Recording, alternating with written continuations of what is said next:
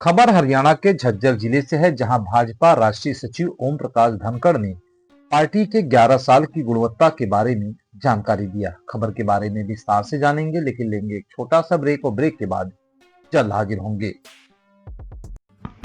इस खबर के प्रायोजक हैं फास्टको। जल्दी हो जाना तो फास्टको बुलाना। बाइक से लेकर लग्जरी कार, सेल्फ ड्राइव पर उपलब्ध। ग्रुप ट्रेवल के लिए लग्जरी बस भी उपलब्ध। सबसे सस्ता एक बार सेवा का मौका अवश्य दें। व्हाट्सएप करें 9044808808। ब्रेक के बाद आप सभी दर्शकों का स्वागत है। आप सभी को बता दें कि खबर हरियाणा के झज्जर जिले से है, जहां भाजपा राष्ट्रीय सचिव ओम प्रकाश धनखड़ ने पार्टी के 11 साल की गुणवत्ता के बारे में बताया। उन्होंने कहा कि भाजपा राष्ट्रीय सचिव ओम प्रकाश धनखड़ ने पत्रकारों के माध्यम से पार्टी के 11 साल में हुए कार्य के बारे में चर्चा की। आमतौर पर पौधारोपण के बारे में बताया कि हर व्यक्ति को एक पौधा जरूर लगाना चाहिए। झज्जर में उपस्थित रहे पार्टी के झज्जर जिले की सीटों पर चुनाव लड़ चुके उम्मीदवार, विधायक पद की चुनाव की दौड़ में सभी उम्मीदवार उपस्थित रहे। आयुष्मान के बारे में जानकारी दी और देश को कैसे आगे बढ़ाया जाए, यह भी जानकारी दी। देखें झज्जर से दिनेश की ये खास रिपोर्ट। तो इसके कारण से संरक्षण होगा, केवल वृक्षारोपण नहीं होगा। एक अटैचमेंट, एक इमोशनल अटैचमेंट के साथ जो सबसे बड़ा कैंपेन इस समय जो चलने वाला है, मैं कहूँगा कि बड़ा डाटा देश भर में करोड़ों की संख्या में वृक्षारोपण होने और पोषण होने का इस अभियान में आगे बढ़े। दूसरा, इस की समय में केवल बताना ऐसा नहीं, करना, और करने में भी जब हम बुजुर्गों की सेवा करते हैं तो सबसे बड़ा सेवा मानी। तो आह्वान है प्रधानमंत्री कि जितने भी 70 साल से ऊपर के बुजुर्ग हैं, उनका आयुष्मान कार्ड बनवा के उन तक पहुंचा, क्योंकि उससे नीचे वाला जो आयुष्मान कार्ड है बीपीएल का या उससे ऊपर एक आमदनी की जो रेंज देकर दिया गया, वो फैमिली का है, ये इंडिविजुअल है और ये हर बुजुर्ग का है। उसकी आमदनी की कोई मर्यादा नहीं है, उसका कास्ट का कोई सिस्टम नहीं है, उसके निवास से कोई मतलब नहीं है, ग्रामीण शहरी हर किसी का है। तो झज्जर जिले का मैंने पता किया कि लगभग 12,000 ऐसे बुजुर्ग हैं, लेकिन अभी आधे बुजुर्गों तक आयुष्मान कार्ड पहुंचा, ऐसा एक मोटा मोटा। प्रदेश में 70 साल से ऊपर के बुजुर्गों की संख्या 5% है। तो उन सब तक हम इसको लेके जाएं, और केवल मैं हरियाणा की बात कर रहा हूँ, देश भर में लेके जाएं। तो इसमें एक क्रियात्मक काम है कि आपने केवल 11 साल में क्या हुआ ये बता कर आना है, ऐसा नहीं। अंतिम व्यक्ति तक जो हुआ है उसका बेनिफिट उसको मिले, उसको पहुंचा कर आना है। ये दूसरा बड़ा टास्क देश भर में। तीसरा बड़ा टास्क इस समय जो दिया गया है वो है संपूर्ण देश के विजन को बड़ा करना,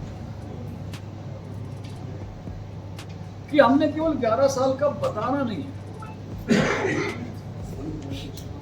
हमने अगले अमृत काल का सपना भी देखना है। और केवल सरकार ने देखना ऐसा नहीं, पार्टी ने देखना ऐसा नहीं, देश के हर नागरिक ने देखना है। अभी हमको थोड़े दिन पहले एक खुशी मिली संपूर्ण देश को कि हमारी अर्थव्यवस्था वो $4.187 ट्रिलियन की हो गई। इसका सीधा सा मतलब है 186 जापान की है, हम 187। हमने जापान को पीछे छोड़ दिया। हम अब चौथे नंबर की देश की अर्थव्यवस्था है। और इसका मतलब ये है, जब ट्रिलियन कहते हैं तो उसका मतलब होता है लाख करोड़, 4 लाख करोड़ डॉलर। इसको रुपए में बदलेंगे, अगर 85 साढ़े 85 का भाव है डॉलर का, तो लगभग 358 लाख करोड़। और ये देश का जीविका है। तो ये सरकार का बजट नहीं है, सरकार का बजट तो इस बार का 50 लाख करोड़ का है। तो सारे देश की आमदनी जोड़कर और $0.187 ट्रिलियन है, और हमने अगले 2-3 साल में इसको 5 ले जाना है, $5 ट्रिलियन। और $5 ट्रिलियन ले जाना है तो हम जर्मनी से आगे निकल जाएंगे, और हम निकलेंगे ही। उसका कारण क्या है कि हमारी ग्रोथ रेट अच्छी है, और जर्मनी की ग्रोथ रेट इस समय उतनी अच्छी नहीं है। फिर हमारे सामने अमृतकाल का चैलेंज है, हम और आगे बढ़े, अगले 2 टारगेट ज़्यादा होने चाहिए। $19 ट्रिलियन के आसपास है, और अमेरिका $30 ट्रिलियन के आसपास है। टारगेट ऊंचे हैं, लेकिन प्रधानमंत्री की सोच है कि अमृत काल में हम सबको एक विजन दें, और उस विजन का मतलब क्या है कि क्रियात्मक विजन। अगर आज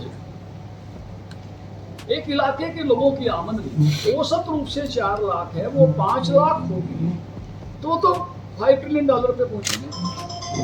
अगर किसी इलाके की औसत आमदनी 40 लाख है तो 50 लाख होगी तो ही पहुंचेंगे।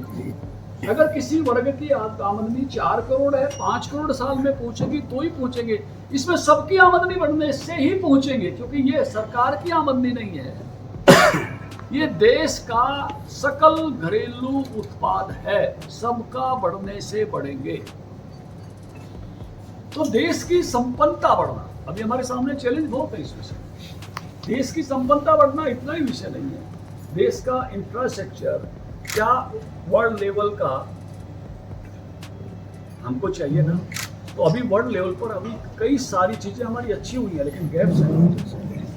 हम दुनिया के और देशों को भी देखें, हमारी ट्रेन काफी अच्छी हुई है, लेकिन दुनिया में और भी अच्छी ट्रेनें हैं।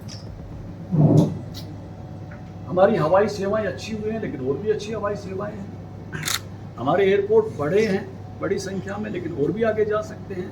तो वर्ल्ड लेवल इंफ्रास्ट्रक्चर का विजन करना चाहिए।